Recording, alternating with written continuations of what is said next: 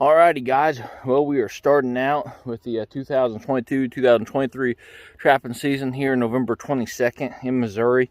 We're first getting started off with a big open field here. I've already got, let's see if I can get this thing going a little better.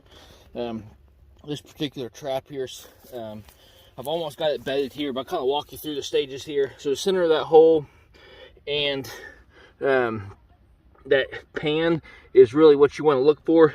See, if I'm pressing on this pan anywhere along here, there's no movement. Right now this dirt is pretty good. I've got some wax dirt ready to rock and roll, but we don't have any kind of weather coming in here, so this should work out really good. Great time to get the family out there, do a little management for our turkeys and coyotes there, and really look forward to getting some nice furs there. So we're gonna go ahead and get this one all covered up there and move on to the next one, and we should have a pretty good trapping season. So I really look forward to taking you guys along this year, and hopefully you guys enjoy it. All right guys, well we're here at the next spot. I'm going to show you what we use for bait here. That Caven's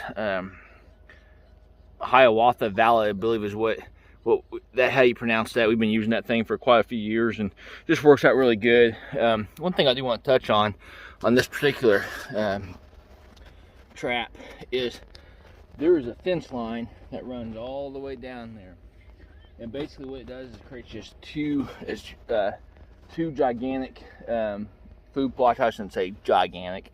I mean, this field right here is probably 15 acres, and then here probably 3 or 4. But the coyotes run simultaneously throughout this major tree line. We got to cut out an old logging trail here, and it works out really good. So anything that's got a southwest wind, we should be able to pick that coyote up coming up through here, and then I'm gonna set one probably another 70-80 yards down there and see. But after we do stick that bait in there, I'm actually got some sheep wool in there, and I just stuff in there, and it works out really good.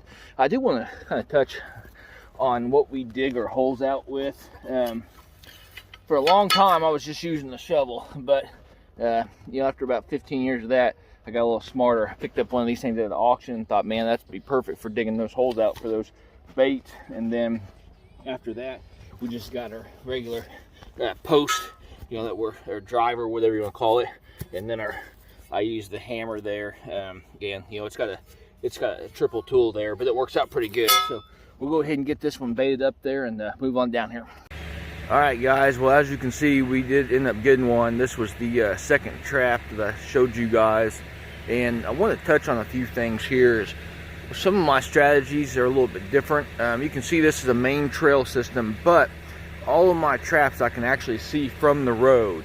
So basically what I'm getting at is, if you're able to do that, or even if you were able to drive down this particular road there and you've isolated everything and you're not disturbing a whole lot, and you got your traps set up to the left or the right or whatever, then you're good to go.